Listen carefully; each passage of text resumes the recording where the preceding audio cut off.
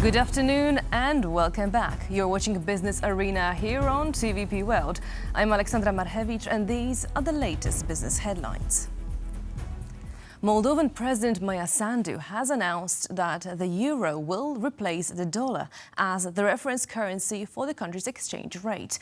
According to the Moldovan Central Bank, the switch will reduce the fluctuations of the Moldovan leu against the European currency.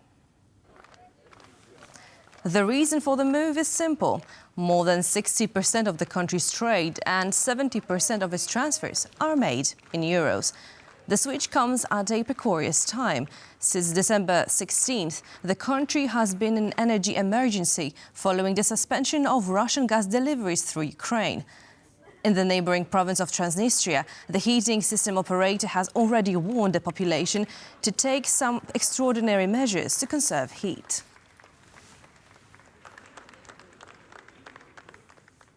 Russian gas has stopped flowing to European Union states via Ukraine, marking the end of a decades-long arrangement. This historic development has not been welcomed by everyone, however, as evidenced by Slovakia's threats to cut off electricity transfer to Ukraine in retaliation for turning off the taps. These pipes will not see Russian gas anytime soon. Russia's state-owned gas giant Gazprom confirmed that from 8 a.m. local time on Wednesday, it halted sending natural gas through Ukraine. It's quite a significant moment since the Russian gas was flowing through Ukraine to European customers, particularly to members of the European Union, through decades. This development is welcomed by most, but in recent days, Slovakia has emerged as a main advocate of Russian gas in Europe, with Slovakian Prime Minister Robert Fico even paying a surprise visit to Russian President Vladimir Putin.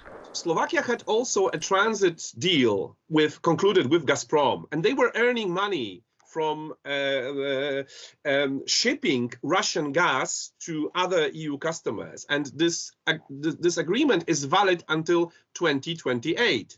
So if there is no more transit of Russian gas through Ukraine, it means that there is no more transit through Slovakia. The meeting was followed by Fico's threats of cutting electricity transfer to Ukraine, an immediate offer by Poland to step in case Bratislava follows through. It's more than probable that countries like Poland, but also Romania, will step in and will try to provide the support to Ukraine in needed, and it's basically possible, due to synchronization that was finalized in March 2022. In an interview with TVP World, a representative of Polskie Sieci Elektroenergetyczne, the national grid operator, confirmed that the company is cooking up a contingency plan with its European peers. Slovakia were to stop making transmission capacities available on the connection with Ukraine, the capacities from this border could be distributed among the remaining countries.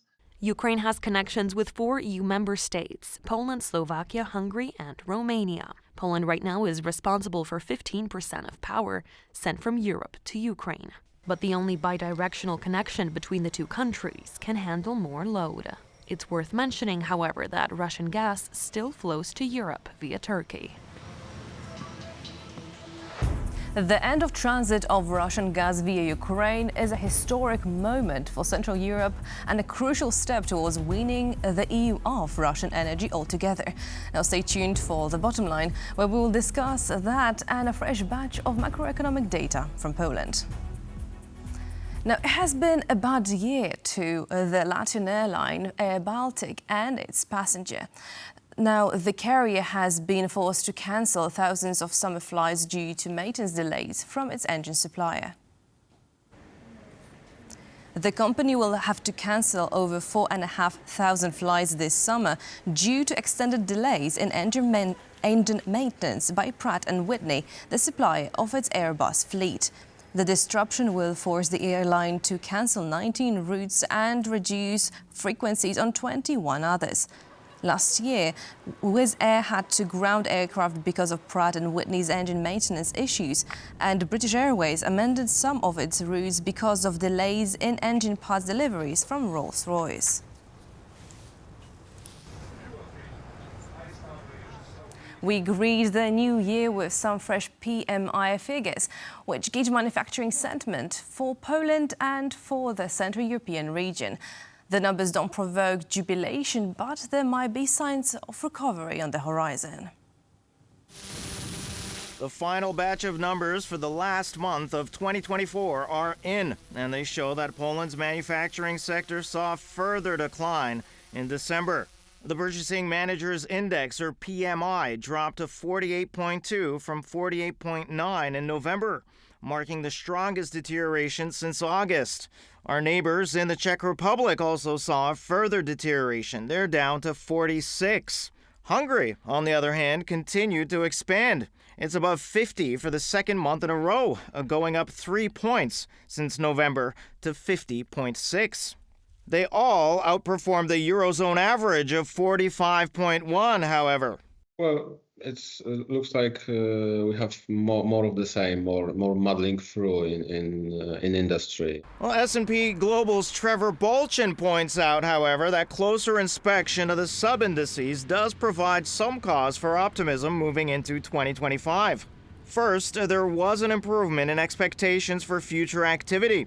Manufacturers expect internal demand to continue strengthening, particularly as a lot of cash is already slated for new investments next year. 2025 is the year that we end the, say, year-long stagnation or even retrenchment in investment. Well, take-up of EU recovery funds is expected to double. More money will be available from cohesion funds, and local governments are awash with cash, so public investment spending will definitely increase in 2025.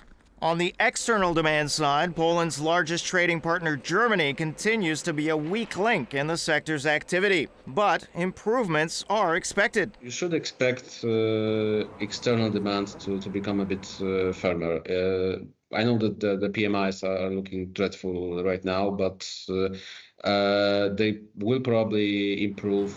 Well, before any sort of success is announced, however, some more hard evidence is needed, which should come in the form of an increase in new orders next month. And although industrial production in Poland and throughout Europe continues to slow down, the Łucznik arms factory in Radom certainly hasn't felt it. The small arms manufacturer reported an increase in production of more than 60%.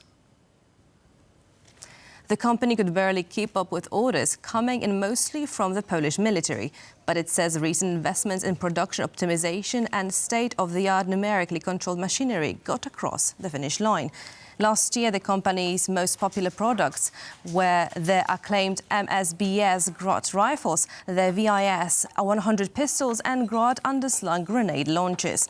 Due to the increase in orders from the military, the company expects production to grow by 15% in 2025.